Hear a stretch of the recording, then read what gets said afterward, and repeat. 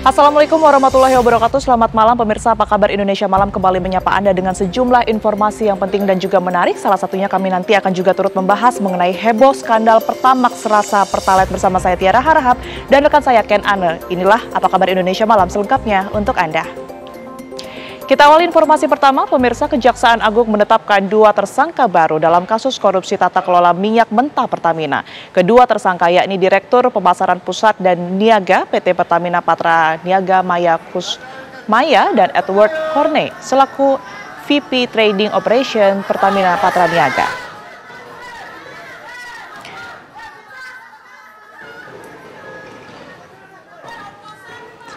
Keduanya ditetapkan tersangka setelah penyidik menemukan alat bukti yang cukup dalam kasus korupsi tata kelola minyak mentah dan produk kilang di PT Pertamina Patra Niaga periode 2018-2023. Dalam kasus korupsi ini, Maya Kusmaya dan Edward Corney melakukan pembelian RON 90 atau lebih rendah dengan harga RON 92 atas persetujuan Direktur Utama PT Pertamina Patra Niaga, Rifa Siahaan. Hal itu menyebabkan pembayaran impor produk kilang dengan harga tinggi dan tidak sesuai dengan kualitas barang. Maya Kusmaya juga memberikan persetujuan kepada Edward untuk mencampur bahan bakar minyak jenis RON 88 dengan RON 92 untuk menghasilkan RON dengan spek tertentu. Selain itu pemirsa, Maya dan Edward membayar impor produk kilang dengan metode spot yang mengakibatkan harga lebih tinggi dibandingkan metode pemilihan langsung. Keduanya ditahan di Rutan Salemba selama 20 hari ke depan.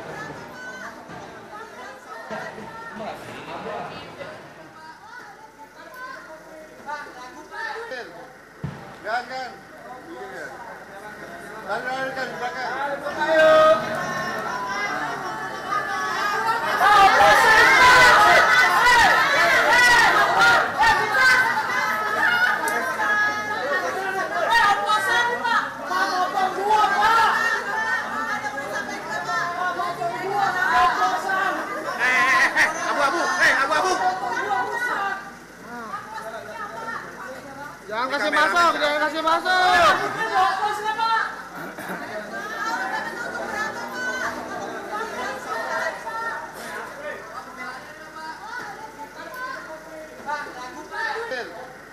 Jangan. Lari-larikan ke belakang. Berikutnya pemirsa, Komisi 12 DPR Republik Indonesia bersama Kementerian ESDM melakukan sidak di 2 SPBU di kawasan Cibubur, Jawa Barat. Dari sidak tersebut diambil sampel bahan bakar minyak RON 90 dan RON 92. Wakil Ketua Komisi 12 Bambang Haryadi bersama Kementerian ESDM melakukan sidak di 2 SPBU di kawasan Cibubur, Jawa Barat. Dari sidak yang dilakukan hari ini mengambil beberapa sampel bahan bakar yang diambil untuk diuji apakah ada campuran 2 jenis bahan bakar yang berbeda. Hal tersebut dilakukan karena adanya isu pengoplosan bahan bakar Pertalite menjadi Pertamax yang ditemukan dari hasil penyidikan Kejaksaan Agung Republik Indonesia atas kasus dugaan korupsi tata kelola minyak mentah dan produk kilang PT Pertamina. Sementara hasil uji dari pengambilan sampel hari ini akan disampaikan besok langsung oleh Menteri SDM. Diharapkan dengan adanya perhatian dari pemerintah dapat meredam kegelisahan di masyarakat.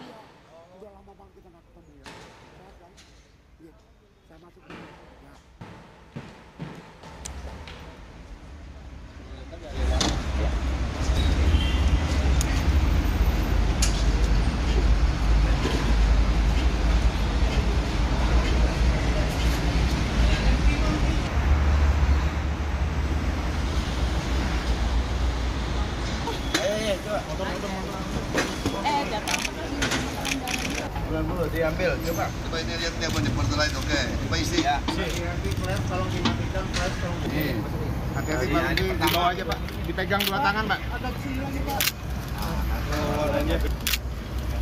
Aromanya beda, aromanya. Selamat juga. Nanti baru masuk ke syukur nanti. Ya.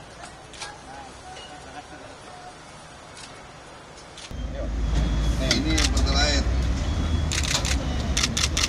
Pak, dulu. Udah dulu. Pelan Pak. Dulu ya. Oh, udah. Sudah 1 liter. Oh, ini ya, teman-teman ya.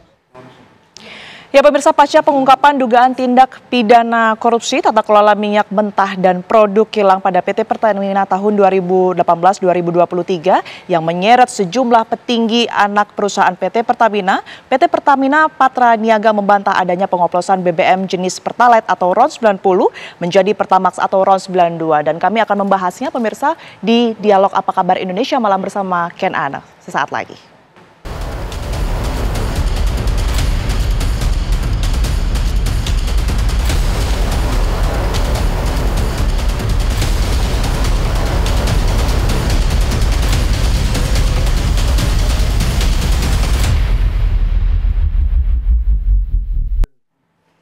Ya, pemirsa, heboh skandal Pertamax rasa Pertalite. Betulkah demikian? Malam hari ini kita akan langsung membahasnya dengan para narasumber yang sudah hadir tentunya di Apa Kabar Indonesia Malam untuk membahas mengenai tanda tanya besar yang mungkin muncul di tengah masyarakat setelah kemudian pengungkapan kasus korupsi tata kelola minyak mentah dan juga produk kilang. Sudah hadir malam hari ini bersama kita ada Pak Sofiano, pengamat energi kita malam hari ini sudah bergabung. Pak Sofian, apa kabar? Sehat, Pak? Kabar baik, sehat, Mbak. Oke, dan juga bergabung bersama kita Mas Sony Susmana, pemerhati otomotif. Mas Sony, apa kabar? Sehat? Baik, sehat. Oke, dan selamat malam. Dan bergabung melalui sambungan Zoom ada Komisi 12 DPR RI, ada Pak Ramson Siagian. Pak Ramson, selamat malam. Oke. Selamat malam Pak Sofian, Pak Mason, dan pemirsa. Selamat malam Pak Ramson. Oke, Pak Ramson, sudah kemudian digelar pertemuan ya antara Pertamina dan juga Komisi 12 DPR RI. Fakta apa yang ditemukan di sana? Karena kalau dari yang disampaikan Pertamina ini katanya tidak ada pengoplosan yang dimaksud. Tapi pihak Kejaksaan Agung ini membantah, bahkan kemudian ada tersangka yang diinformasikan ataupun juga mengakui adanya proses pengoplosan itu. Dia memiliki peran di situ. Seperti apa Pak Ramson? Kemarin kita rapat sebenarnya agendanya sudah diagendakan 2 minggu yang lalu untuk keamanan ketersediaan BBM dan khususnya BBM di seluruh Indonesia menjelang Idul Fitri. Jadi kita agenda utamanya itu, dan sudah ada jaminan ketersediaan BBM, malah stok average-nya ditingkatkan. Tetapi karena masih up to date case-nya, terjadi munculnya masalah di Pertamina dengan digeledahnya kantor Pertamina dan rumah-rumah pejabat Pertamina, sehingga menjadi pembahasan kita, tetapi bukan soal penegakan hukum kita serahkan ke penegak hukum, tetapi soal mengenai apa yang dikemukakan oleh Kejaksaan Agung. Kita minta agar Pertamina Patra Niaga dengan jelas dan tegas jangan sampai membohongi masyarakat. Jadi kita memang tegas dari hasil penjelasan itu bahwa memang RON 92 itu dicampur dengan aditif yang dari Afton Chemical Corporation dari Amerika, ditambah pewarna itu yang spesifikasinya ditentukan oleh Ditjen Migas Kementerian SDM. Dan perusahaan, kebetulan kita juga rapat itu bukan hanya dengan Pertamina Patra Niaga, juga dengan perusahaan-perusahaan pendistribusi BBM seperti Shell, juga Vivo, juga AKR BP, dan juga Exxon. Untuk membandingkan prosesnya begitu, sama atau tidak? Untuk RON 92, mereka melakukan juga mencampur aditif dan juga pewarna untuk RON 92. Jadi dengan istilah masing-masing yang sudah dijelaskan di sana. Jadi misalnya Pertamina, Pertamax, terus yang lain dengan nama-nama tertentu. Jadi itu yang berkembang. Kalau mengenai kasus bahwa ditemukan artinya penyalahgunaan, karena memang produksi minyak kita, lifting minyak kita kan hanya sekitar 600.000 barel per hari. Konsumsi dalam negeri sekitar 1.600.000 barel per hari. Jadi 1 juta barel per hari dalam bentuk crude dan BBM itu kita import. Kalau ini kan urusan ataupun tupoksi dari penegak hukum untuk betul-betul menyelidiki mengenai yang dituduhkan oleh penegak hukum bahwa ada penyalahgunaan sehingga terjadi kerugian negara. Pak Ramson, artinya Tetapi DPR kalau mengenai Pertamax tersebut formulanya memang RON 92 ditambah dengan aditif dan juga dibeli warna. Oke, artinya DPR melihat tidak ada pelanggaran begitu ya dalam proses material dari RON 92, kemudian tidak ada pengoplosan yang kemudian dimaksud begitu? Kalau sekarang memang yang sekarang ini kita ketemukan tidak ada. Karena penegak hukum mempersoalkan tahun 2018 sampai 2023. 2018 sampai 2023. Agar penegak hukum juga lebih terbuka. Dan kita juga nanti akan reguler akan kita melakukan pengawasan, apalagi ada Panjamigas dari Komisi 12, Komisi Energi akan bekerja sama dengan Lemigas. Oke, baik Pak Ramson. Saya informasikan bahwa kilang kita hanya memproduksi BBM ataupun gasolin Pertalite sekitar 1 tahun untuk tahun 2023 83.104.000 barel atau setara 13.213 13.213.513.000 baik Pak Ramson.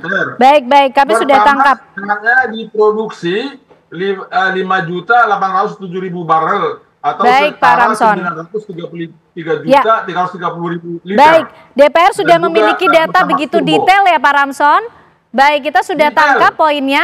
Baik Pak Ramson, tapi kita mau ke Pak Sofyano dulu juga. Pak Sofyan, ini gimana? Jadi memang bisa RON 90 atau lebih rendah, kemudian dicampur oleh zat aditif, sehingga kualitasnya sama, angkanya menjadi RON 92, karena ini yang beredar di masyarakat seperti itu loh. Ya gini Mbak, selama ini ya, kita udah tahu ya, itu banyak toko-toko otomotif yang juga menjual aditif.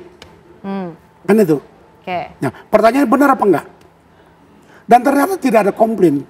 Nah, di dalam dunia minyak, di dunia migas, menaikkan RON itu bisa. Ya, tapi dengan blending, tidak menggunakan kata oplos, karena kata oplos di negeri ini dikonotasikan negatif. Padahal sebetulnya beda kah prosesnya antara mengoplos dan blending ini, beda. Pak Sofyan? Kalau ngoplos, air sirup dengan air tuh ngoplos, cuman diaduk pakai sendok pun selesai. Kalau blending memerlukan alat yang khusus dan biaya yang besar. Nah itu, ini kan masalahnya apa? Ketika ramai-ramai dipotret masalah blending sebagai kata oplos, sehingga memancing reaksi publik. Ya, setahu saya Kejaksaan Agung pun tidak menggunakan kata oplos di dalam press release-nya. Coba dicari, tidak ada kata oplos, tapi menggunakan kata blending. Ya, nah itu. Tapi kalau kita kembali ke sana, kalau memblending 92 diturunkan 90 bisa. Kalau 90 atau lebih rendah menjadi 92? Bisa, tapi tidak akan mentok sampai 92 lebih ya. Bisa.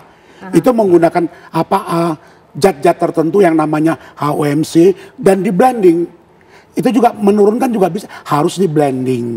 Tapi biayanya hampir sama dengan 92. Jadi artinya ketika dilakukan blending dan hasilnya sudah keluar, itu dicek lagi oleh Kementerian SDM.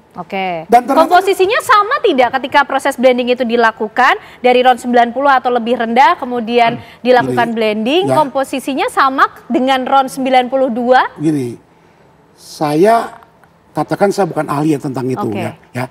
Tapi secara umumnya saya mengatakan gini, katakanlah Pertalite atau Pertamax lah, yang katanya dioplos dari 90 menjadi 92. Dari 2018 sampai 2023 sudah ada berapa ratus ribu kendaraan yang jadi korban, yang jadi mogok, jadi rusak? Nah, itu pertanyaan mendasar. Itu dia. Ada nggak? Itu kan gampang menjawabnya. Artinya apa? Artinya secara spek ini tetap on spek, tidak off spek. Karena ini dilakukan tes uji dari Kementerian SDM. Nah, ini kan cuma yang jadi rame karena istilah kata oplosan ini yang digoreng kiri, goreng kanan, jadi bikin rame. Tapi kenyataan di lapangan pun tetap sampai hari ini pun SPBU Pertamina tetap didatangi masyarakat.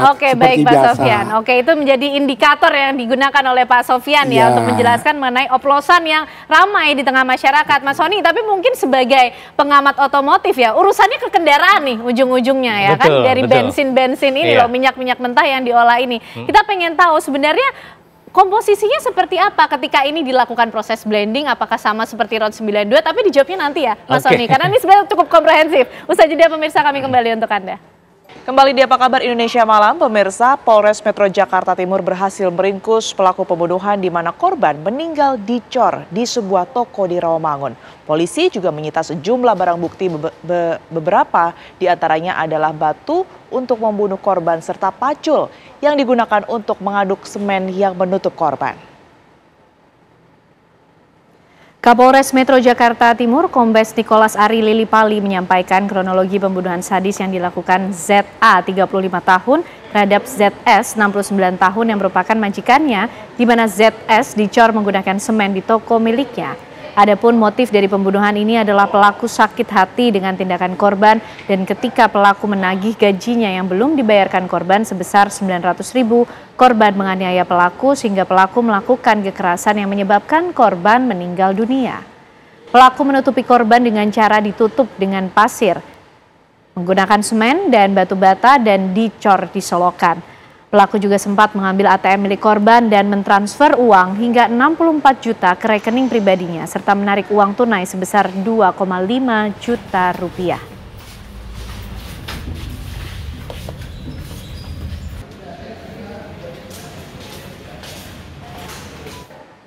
Diduga hilang kendali dan kecepatan tinggi dalam berkendara, sebuah mobil jenis VW menabrak pagar di gedung Kemenpan RB Kebayoran Baru, Jakarta Selatan pada dini hari tadi. Akibatnya 2 orang di dalamnya mengalami luka dan dilarikan ke rumah sakit terdekat oleh temannya yang datang ke lokasi. Ya, inilah mobil yang ringsek usai menabrak pagar gedung Kementerian Perdayagunaan Aparatur Negara dan Reformasi Birokrasi Republik Indonesia, Jakarta Selatan. Menurut petugas keamanan Kemenpan RB, mobil ini datang dari arah Senopati yang sebelumnya menabrak pos penjagaan hingga pagar gedung dan tiang rambu-rambu lalu lintas. Fasilitas tersebut pun kini rusak serta kendaraannya ringsek di bagian depan. Kecelakaan tunggal ini diduga kecepatan tinggi saat berkendara sehingga hilang kendali. Meski tidak ada korban jiwa, pemirsa, 2 orang penumpang di dalamnya mengalami luka-luka dan sudah dilarikan ke rumah sakit terdekat oleh temannya yang datang ke lokasi.